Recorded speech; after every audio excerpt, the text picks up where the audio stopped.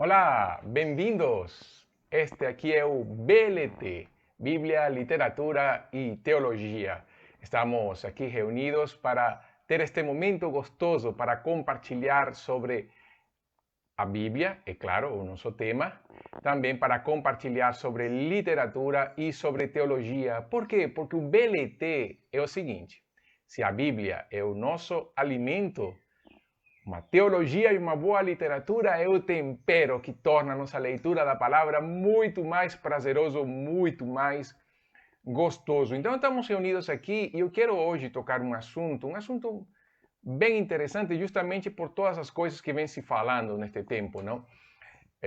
Nós temos algumas declarações polêmicas das últimas semanas, alguns pastores, alguns teólogos, e que vem criando então um ambiente um pouco raro, não? Dentro do nosso contexto evangélico, nosso contexto, inclusive nosso contexto batista, da qual eu faço parte, porque alguns pastores batistas estão incluídos nesta situação, neste momento tão difícil. Mas eu não quero falar de pessoas, eu não quero falar de comentários, eu não quero falar sobre isso, eu quero falar sobre uma coisa sobre um assunto, aliás, que é o mais, para mim, é o mais importante, porque tem a ver justamente com a Bíblia, e conversar sobre a Bíblia, sobre a palavra de Deus. E o meu assunto hoje, justamente, compartilhar sobre a suficiência das Escrituras. É um assunto que tem a ver muito também com dois aspectos teológicos: a bibliologia e a hermenêutica. E aí nós entramos, então, hoje vai ser um pouco mais teológico, um pouco mais de literatura. E eu quero recomendar um livro aqui, no nosso momento de literatura, nesta manhã. Eu quero recomendar este livro que eu tenho aqui na minha mão, é o livro do Luiz Berkoff. Berkoff, ele é conhecido pela sua teologia sistemática, mas ele tem este livro aqui, se chama História das Doutrinas Cristãs de Luiz Berkoff. É um livro, não é gordo, ele é magro, ele é produzido pela PES, que é a Publicações Evangélicas Selecionadas. Eu não sei como é a capa dele hoje, eu ganhei do meu professor de teologia, o Dr. David Phillips, quando ele estava saindo do MTC, deu para escolher. Eu tenho este livro do Berkoff, eu tenho a teologia sistemática que está aqui, eu tenho a teologia sistemática de Berkoff em espanhol, então você não imagina. Eu tenho 3 livros de teologia sistemática, basicamente. O Grudem, em português, o Strong está em inglês e o Berkoff está em espanhol. Também eu tenho, é claro, aí você vê aí a instituição do Calvino, não? A instituição em espanhol. Eu tenho a versão dela em espanhol, as Institutas, e outros livros de teologia que estão por ali, espalhados aqui na casa. Então, quando nós falamos da Bíblia, nós temos que ir, então, para como é que nós interpretamos a Bíblia. Antes de falar a suficiência das Escrituras, vamos falar um pouco sobre a interpretação da Bíblia. E falando da interpretação, nós vamos entrar no assunto da hermenêutica. A hermenêutica é a ciência que trabalha a interpretação bíblica, para falar de uma maneira bem simples, bem rasa, não? Ela vem justamente de Hermes, o deus grego que enviava a mensagem de Zeus para os homens. E aí, juntando esse Hermes como mensageiro, não? Como aquele que levava a mensagem de Zeus para os deuses, se cria a palavra hermenêutica, que é traduzir, explicar, verbalizar, interpretar.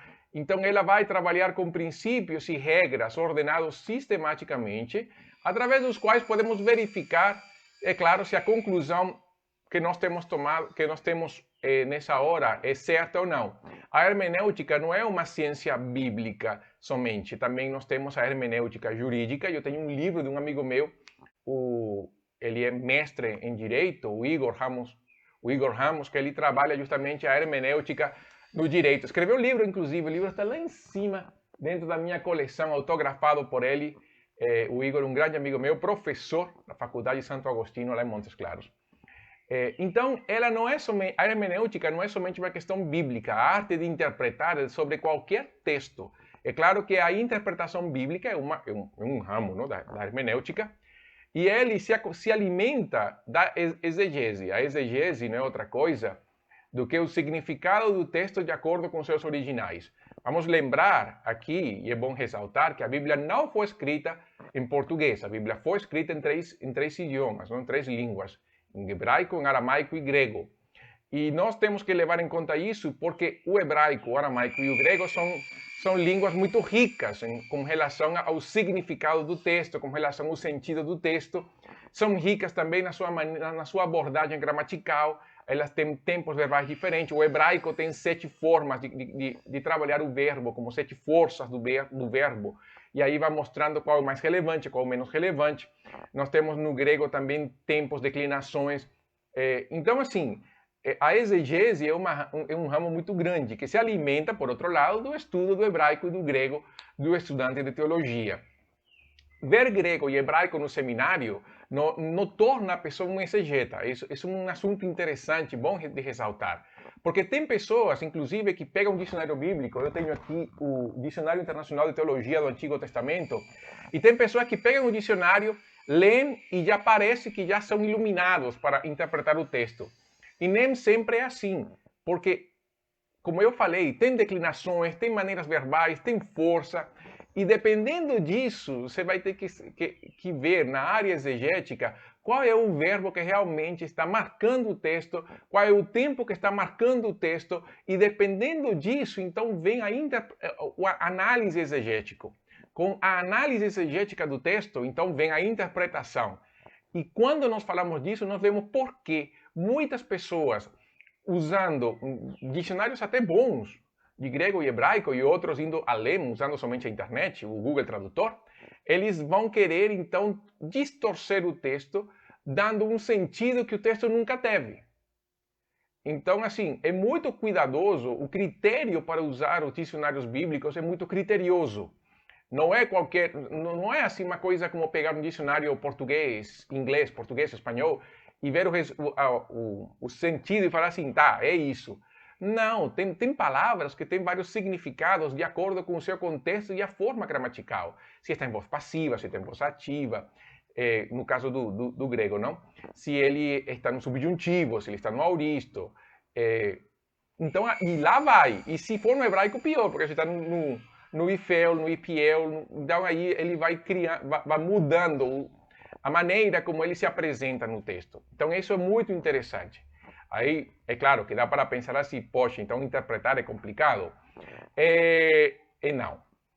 Não, porque a grande vantagem que nós temos é que os nossos tradutores e a Bíblia, então, ela não é traduzida por uma pessoa. É verdade que no começo a Bíblia foi traduzida por uma pessoa. Jerônimo, por exemplo, traduziu a Bíblia para o latim, a famosa Vulgata. Foi ele. O Erasmo, ele tentou fazer um compêndio de todas as versões gregas e criou, então, a versão dele, não? O Textus Receptus, que foi muito usado, inclusive é a base da maioria das nossas traduções primárias das nossas línguas. Casiodoro de Reina também, na versão de espanhol, ele foi quase que sozinho. Então, e aí veio Cipriano de Valera e concluiu o trabalho dele, a revisão. Então, assim nós vamos. William Carey, ele sozinho, ele traduziu umas 20 e tantas línguas a Bíblia, mas ele usou, ele não foi sozinho, ele usou as pessoas ao seu redor que conheciam a língua e faziam um trabalho mais ou menos interessante. Mas hoje, o trabalho de tradução da Bíblia é um trabalho que envolve um número gigante de pessoas. Basta somente ver, pelo menos na versão da Almeida século XXI, o número de pessoas envolvidas no trabalho de tradução. É um trabalho árduo, é um trabalho difícil, não é um trabalho fácil. Traduzir a Bíblia não é uma questão de somente pegar o texto, como eu falei, pegar um tradutor e começar a transcrever. Não é bem assim. É um processo delicado, é um processo depurado, é um processo que tem muita paciência. Afinal, nós estamos traduzindo a palavra de Deus numa língua e é necessário que o conteúdo da tradução seja tal que a pessoa não precise estar com um dicionário ou ter conhecimentos aprofundados de exegese para interpretar os textos. Então, o trabalho do tradutor, ele é precioso, um trabalho árduo e um trabalho que merece o seu reconhecimento. Então, quando alguém forma linguística bíblica, aqui no Brasil tem um Instituto Alem, lá em Brasília, para pessoas que querem se aprofundar nessa área, o tradutor bíblico é uma pessoa com um conhecimento de língua, de formação de língua muito apurado, uma pessoa, é um erudito, essa é a palavra, é um erudito. Então, isso é importante. Agora, esse é o tradutor. E nós, que temos a Bíblia nas nossas línguas, eu tenho a Bíblia, tenho ali em francês, que eu comecei a fazer um curso de francês, tranquei. Tenho a Bíblia em português, tenho a Bíblia em espanhol. No aplicativo do celular, a Bíblia está em um monte de línguas, não? Então, por que nós precisamos interpretar a Bíblia corretamente? Então, nós precisamos ter uma teologia sólida. A teologia é formada na Bíblia, por isso que o BLT começa com B de Bíblia, não? Bíblia, literatura e teologia. Porque a hermenêutica é a mãe da teologia, mas a teologia influencia a maneira como nós lemos as escrituras. Inclusive aqueles que falam que não têm teologia, na verdade eles têm uma teologia. A teologia ela deve ser fundamentada nas escrituras. E as escrituras, justamente, a interpretação das escrituras forma a nossa teologia. Nós devemos interpretar a Bíblia de uma maneira correta para ter uma integridade bíblica. A Bíblia que deve se interpretar. Eu não interpreto a Bíblia se interpreta a si mesma. O meu trabalho é justamente mostrar essa interpretação bíblica às pessoas. A interpretação certa é o que me dá autoridade. É a autoridade que eu tenho para pregar. Pedro escreve que se alguém fala, fale segundo a palavra de Deus. Nós precisamos essa certeza do uso correto da palavra. Por isso, usando a Bíblia, nós chegamos a uma verdade real. O princípio bíblico, o princípio doutrinário que a Bíblia quer mostrar para as pessoas, nós descobrimos através de uma boa interpretação da palavra de Deus. E é claro, para termos uma prática correta, um estilo de vida que agrade a Deus, uma aplicação que seja relevante e contextualizada no nosso tempo, e para ter uma apologética aprovada, porque nós temos que defender a fé. E isso nós vemos ao longo da Bíblia, a importância da defesa da fé. Mas como nós vamos defender a fé se nós não conhecemos as Escrituras, se nós não interpretamos corretamente as Escrituras? E vem aquela clássica pergunta de Felipe ao eunuco: entendes o que lês? Então, isso é importante. Quando falamos da interpretação, nós temos que lembrar o que eu falei no começo. A Bíblia não foi escrita na nossa língua. Então, nós temos que dar prioridade à língua original se, e aqui vem um condicional, se conhecermos como usar as línguas originais. Se não, então fique tranquilo e fique na língua portuguesa neste caso. Nós, como protestantes, não interpretamos a Bíblia à luz da tradição. Esse é um princípio nosso. A Bíblia se interpreta a si mesma. Porém, e por isso nós temos livros de teologia também, e nós temos registros de pregações, como o livro de Spurgeon, esse gordão ali, que ele tem várias pregações de Spurgeon, assim como outros comentários bíblicos. A Bíblia, para interpretar a Bíblia, nós podemos ver se o nosso pensamento é mais ou menos concordante com os pensamentos de outros teólogos. E ali é quando nós vemos nas Escrituras a palavra de Deus e podemos então ver se o nosso pensamento está sendo concomitante, concordante, se nós estamos certamente interpretando de acordo com outras pessoas traduziram. Por quê? Porque sempre há aquela tentação de querer dizer algo novo, algo que ninguém nunca pensou no texto. O problema é, e nós podemos pensar o seguinte: por que ninguém pensou nisso? Não será que eu estou inventando nesse texto? Falaremos disso um pouquinho, né?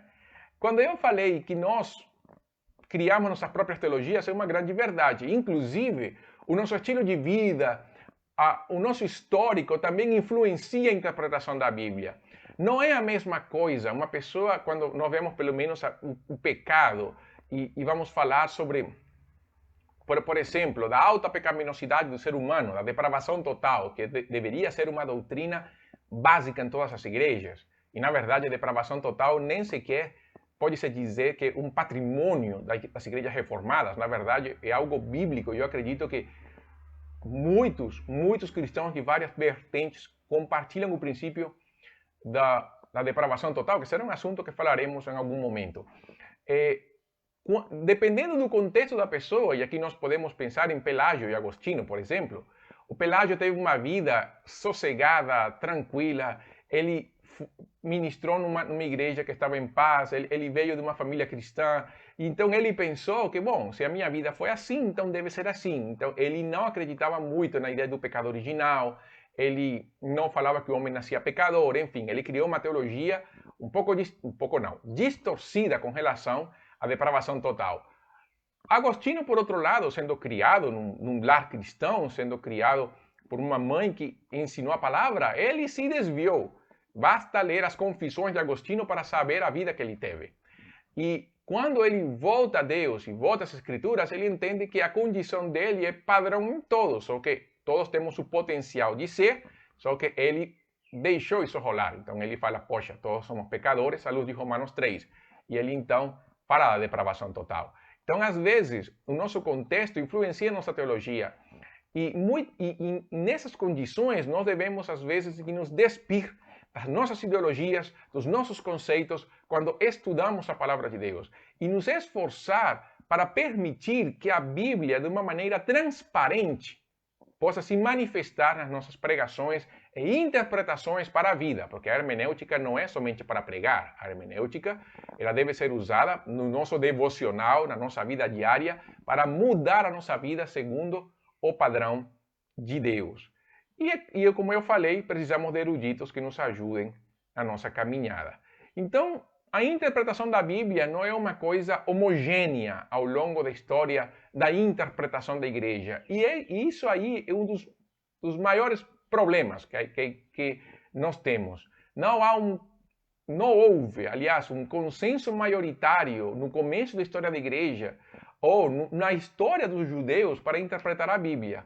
A primeira vez que nós vemos uma tentativa de aplicação bíblica está em Neemias 8:8, quando Esdras lê a lei no hebraico e os que estão ao seu redor interpretam a Bíblia no aramaico para contextualizar o ensino bíblico aos outros. É a primeira vez que há uma hermenêutica, por dizer dessa maneira, na história da Bíblia, porque a Bíblia se lia no hebraico, todo mundo entendia no hebraico, era fácil. Mas agora, tendo a barreira linguística, principalmente por causa do aramaico, então se torna necessário não somente traduzir, mas interpretar o texto para que todos possam entender. Ali então vieram os escribas e começaram a reescrever os textos bíblicos, preservando a revelação, mas ao mesmo tempo começam então, respeitando o texto bíblico, mas criando outros textos que interpretam a Bíblia e se transformam então num ensino padrão. O problema dos escribas é que eles começaram a acrescentar tradições aos textos. E a interpretação deles muitas vezes não foi típica, foi uma interpretação distorcida. Essa interpretação dos escribas é a que Jesus contesta no Sermão do Monte. Quando Jesus fala, ouviste que foi dito, Jesus não está falando da lei, está falando das tradições humanas. E Jesus por isso fala, eu porém vos digo, Jesus dá não uma interpretação nova, como alguns acreditam, senão justamente o contrário. Ele vai para o original e dá a interpretação eterna do ensino da lei. Ali logo vem o judaísmo rabínico e vem depois o judaísmo nos tempos de Jesus, que tinha várias linhas de interpretação nos tempos de Jesus. Havia um sentido de interesse judicial e prático, havia um sentido histórico-literal. Basicamente a escola de Leu vai trabalhar essa parte histórico-literal. Havia a interpretação da comunidade de Qumran. Eles vão trabalhar um foco mais escatológico do texto, então sempre vão apontar todo para o tempo do fim, o tempo do fim, o tempo do fim, o tempo do fim. E nós temos no nosso meio cristãos que tudo apontam para o tempo do fim, tudo é escatológico. Então, não há nada novo para Salomão. O da comunidade de Qumran faziam isso mesmo também. E nós temos também os judeus alexandrinos ou helenísticos, eles tinham uma interpretação alegórica e eles interpretavam a Bíblia à luz de Platão.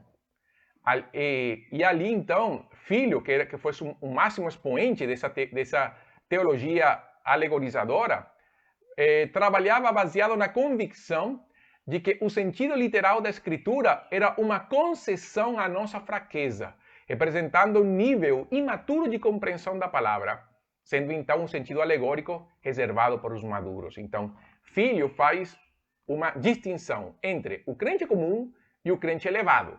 O crente comum interpreta a Bíblia de uma maneira literal, mas o crente mais maduro, ele vai interpretar a Bíblia no sentido alegórico. Essa frase de filho até hoje influencia muito a interpretação da Bíblia. Então, é claro, Jesus dá um sentido histórico literal ao texto, os apóstolos continuam com isso, com essa linha, e logo após, quando vem então o período patrístico, é quando há uma explosão de escolas de interpretação. Ali nós temos a escola de Alexandria, que mantém esse pensamento de filho, da interpretação alegórica, e o máximo expoente foram três: Ireneu, Clemente de Alexandria e Orígenes. Clemente, ele falava que há uma verdade oculta na Escritura, que deveria ser descoberta pelo exegeta. Podemos dizer assim, inclusive, que Clemente de Alexandria falava que as entrelinhas da Bíblia que tem um sentido original do texto. E Orígenes, então, ele vai se influenciar pelo platonismo para interpretar a Bíblia, e o sentido para ele, dado pelo Espírito Santo, é sempre simples, digno de Deus e claro. Porém, tudo que não for assim, ele deve ser alegorizado. E ele trabalha, então, em três sentidos: o sentido literal, o sentido moral e o sentido alegórico. Mas ele usou mais o sentido alegórico. Ele falou o seguinte: a Escritura é uma vasta de alegorias na qual cada detalhe é simbólico. Então, Orígenes extrapola a alegorização das Escrituras, e por isso que uma das maiores ofensas num seminário é chamar o outro filho de Orígenes. Cuidado, viu? Esse palavrão teológico. Ali nós vemos então a escola de Antioquia da Síria, trabalha então o sentido literal. Ali vem Teodoro de Mopsuestia, que ele inclusive foi tão literal que negou livros da Bíblia dentro do cânon. A Igreja do Ocidente, então, teve como máximo expoente Agostinho, mas lembre, Agostinho era do norte da África. Então, um dos maiores expoentes da teologia ocidental era africano. Agostinho, então, se bem Agostinho tem umas regras de interpretação da Bíblia que até hoje são usadas, e tem muito livro bom dele, quando ele analisava textos bíblicos, ele alegorizava muitas vezes. Então, aí, esse método interpretativo alegórico de Agostinho foi a base da interpretação da Bíblia na Igreja da Idade Média. E ali nós vamos, então, na Idade Média, tradição, doutrinas e alegorização forma parte do arcabouço teológico daquela época. Então, para eles, a Bíblia era um livro cheio de mistérios que só poderia ser interpretado misticamente. Aí vem Tomás de Aquino, Nicolau de Lira, mas embora Nicolau de Lira fala muitos que foi um grande influente de Lutero, inclusive alguns colocam como pai da Reforma Protestante. Quando vem a Reforma propriamente dita, ela rejeita a tradição, mas volta então um método histórico literal, histórico gramatical. Maior expoente em termos teológicos da Reforma não foi Lutero. Lutero foi o pai da Reforma, ele traduziu a Bíblia ao alemão, foi, pode dizer assim, o pai da língua alemã, mas quem sistematizou a teologia foi Calvino. Calvino falou que como o primeiro dever de um intérprete é permitir que o autor diga o que realmente diz, ao invés de lhe atribuir o que pensamos que devia dizer. E é claro que a resposta católica foi o Concílio de Trento. Ela enfatiza muito a tradição como método interpretativo. Mas tudo bem, o problema vem após a Reforma Protestante, após Lutero e Calvino. Como parte do princípio da Reforma é a livre interpretação das Escrituras, as pessoas esqueceram que o solo Escritura é que a Bíblia se interpreta a si mesma. E as pessoas, esquecendo do segundo princípio, se fundamentaram no primeiro e se abriu um leque muito grande de interpretações. Ali vem então igrejas que se fundamentaram em credos, somente em credos e há pouco uso da Bíblia. É o período, a escola confessionalista, está a escola pietista, que são aqueles que trabalham que a única maneira de interpretar a Bíblia é através de uma luz interior que vem da unção do santo, e somente dessa maneira subjetiva que se podia interpretar a Bíblia. Vem, por outro lado, o racionalismo, que vai então eliminar a revelação e a iluminação, e o único método para interpretar a Bíblia é a razão. Quando colocam a razão como o único método interpretativo, o problema é que, então, olham para os milagres, olham para a encarnação de Cristo, olham para a ressurreição de Cristo e começam a pensar assim, isso não se encaixa com a razão. E o racionalismo, então, o racionalismo vai ser, então, um dos cernes, da semente do liberalismo. Por quê? Porque o liberalismo, então, eles vão negar o caráter sobrenatural da inspiração, porque eles foram influenciados pela razão. O pai da teologia liberal é o racionalismo, porque o racionalismo nega a inspiração, nega a inerrância, porque para eles, se a Bíblia tem que ser avaliada pela razão, então tudo aquilo que for sobrenatural não se encaixa. E ali onde vem a grande questão. Então eles começam a negar o criacionismo, a consciência religiosa de Israel, a revelação de Deus para o homem, tudo isso então vai se colocar de um lado. O movimento que tenta então responder essa questão hiperliteral, essa interpretação liberal, cria por um lado teólogos como Karl Barth, que vão trabalhar então uma neo-ortodoxia, querendo voltar às origens, porém com alguns detalhes, mas cria um Rudolf Budman, que eu já falei dele em teologia básica, a teologia de Budman, e ele vai trabalhar então que os conceitos bíblicos de criação, queda, ressurreição, milagres de Jesus, são mitos.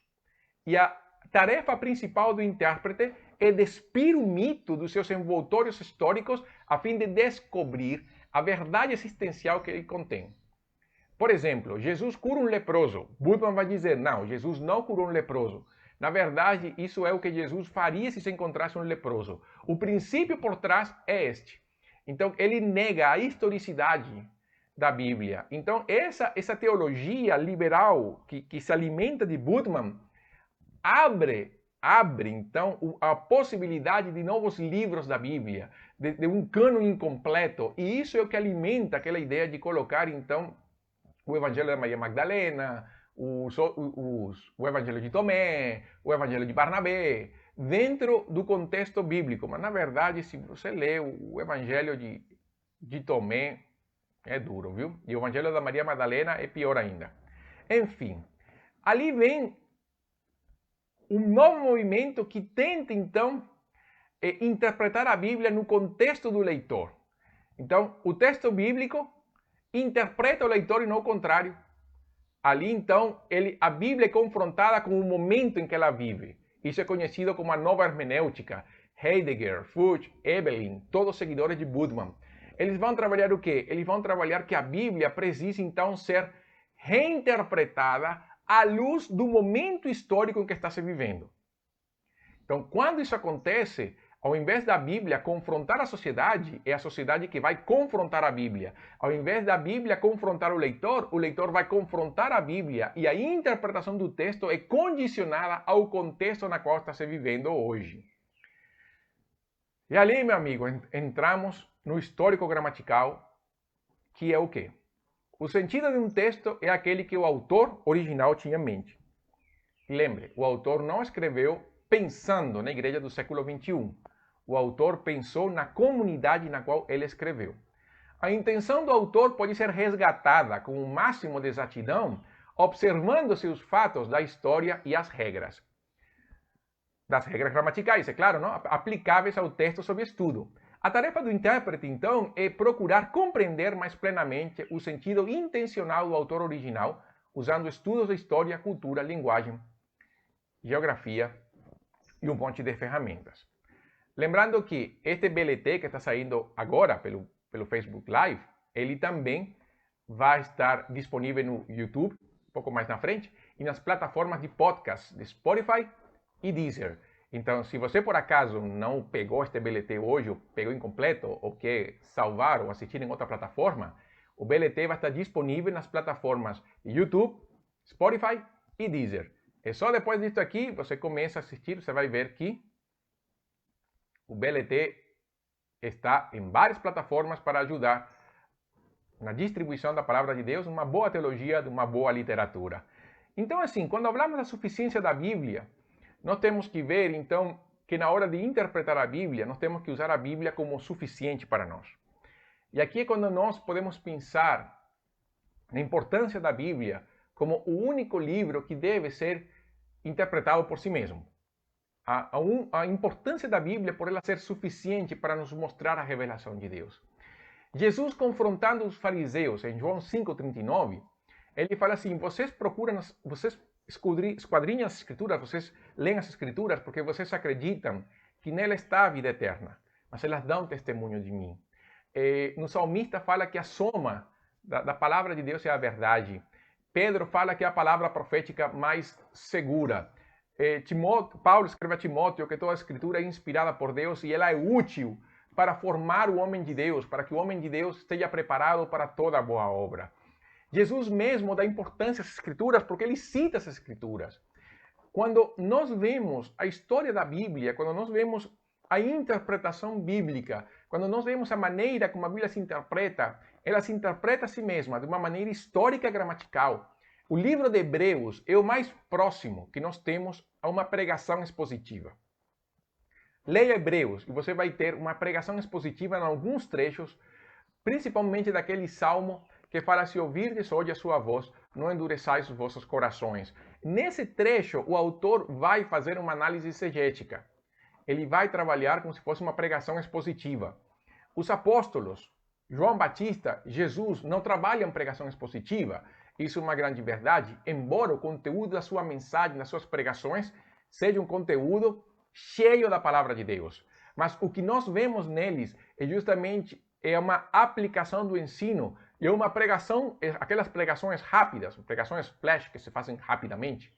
São pregações que nós lemos em 5, 10 minutos, máximo 10 minutos, não tem pregação de 10 minutos. Pregações de 5 minutos, pregações rápidas, onde não há um texto bíblico a destrinchar, porque lembre que no período dos apóstolos, a Bíblia estava restrita à leitura pública e particular dentro da sinagoga, porque a Bíblia era um livro escrito à mão. Era muito caro, era difícil de achar. Então as sinagogas tinham.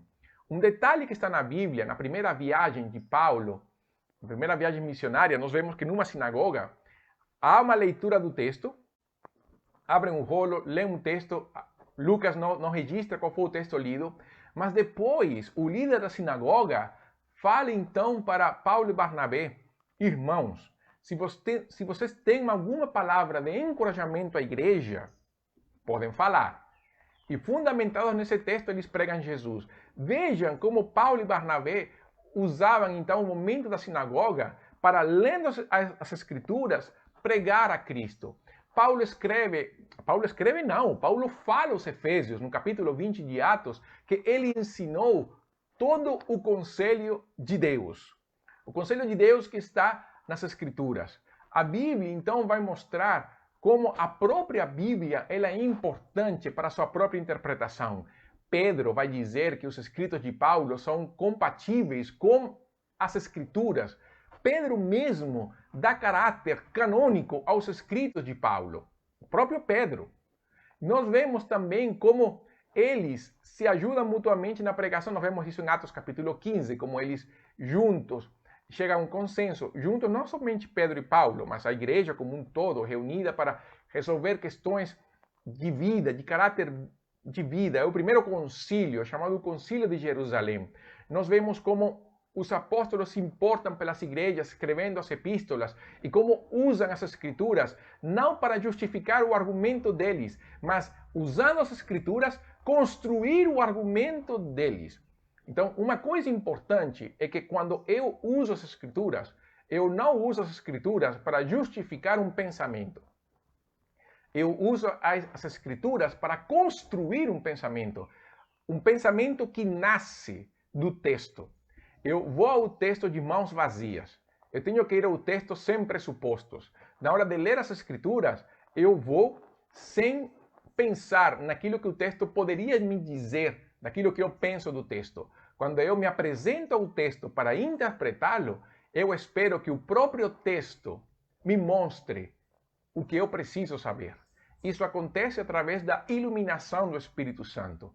Qualquer um pode interpretar a Bíblia, qualquer pessoa pode interpretar a Bíblia, qualquer pessoa pode dar uma pregação excelente da palavra, mas a iluminação do Espírito é o que confronta, é o que traz transformação. A Bíblia não é um livro subjetivo, onde eu tenho uma interpretação e fulano tem outra interpretação. Pode isso acontecer em escritos escatológicos e apocalípticos, justamente porque são profecias, e às vezes as profecias, às vezes não. A profecia, na verdade, tem seu cumprimento pleno, ela se cumpre plenamente na hora em que isso acontece. E por isso é que, com relação à vinda do Senhor, há muitas teorias, há muita coisa.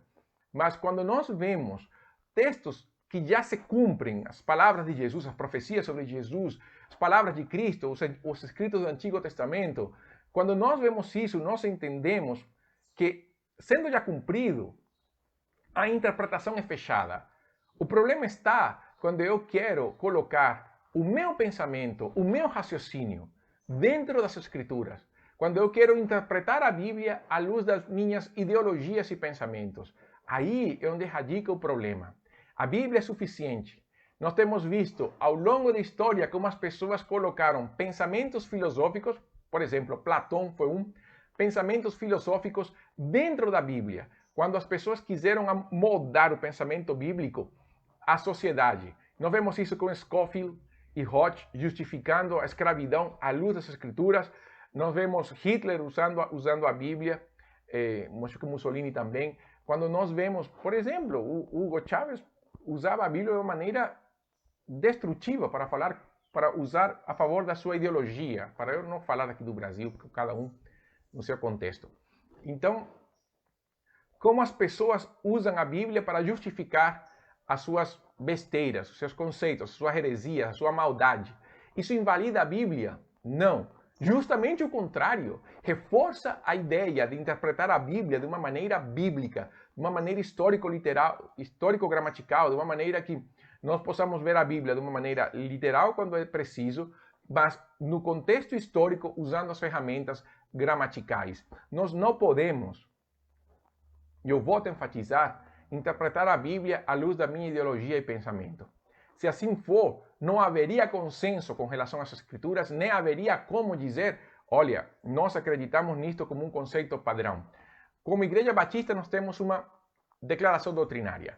Outras denominações, como as presbiterianas, têm confissões, mas todas elas fundamentadas na Bíblia, com textos bíblicos que confirmam. E no 90% dos casos nós concordamos.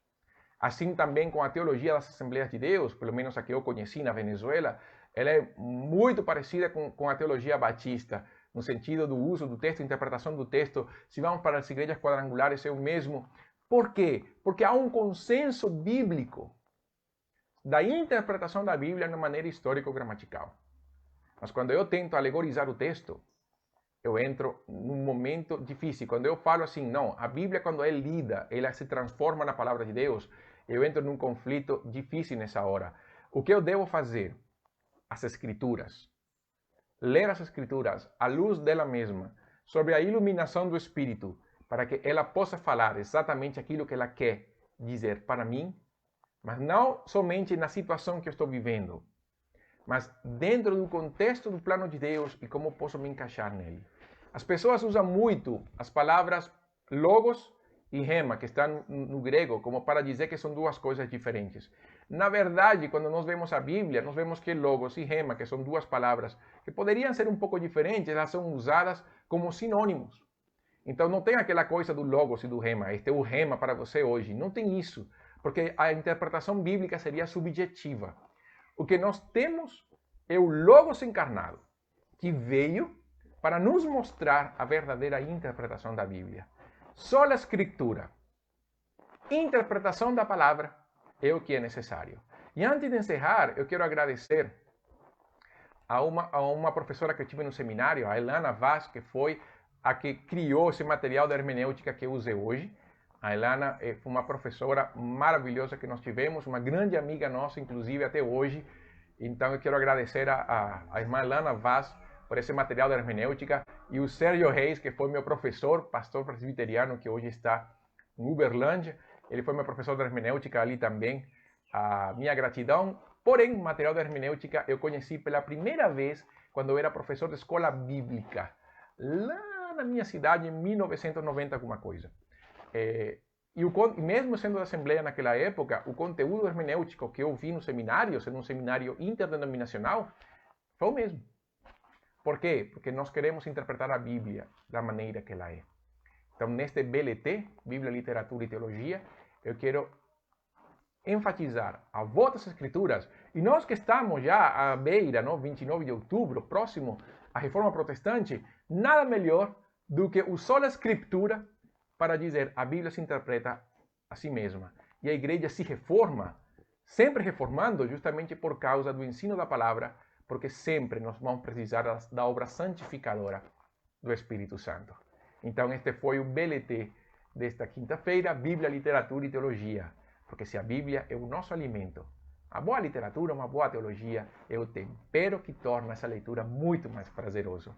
Então, que Deus abençoe. Lembre, nossas plataformas também em YouTube, Deezer, Spotify, você vai encontrar este BLT de hoje, seja como vídeo no YouTube, seja como podcast em Spotify e Deezer. Então, que Deus abençoe, tenham uma boa semana na presença de Deus e lembre, sola Escritura.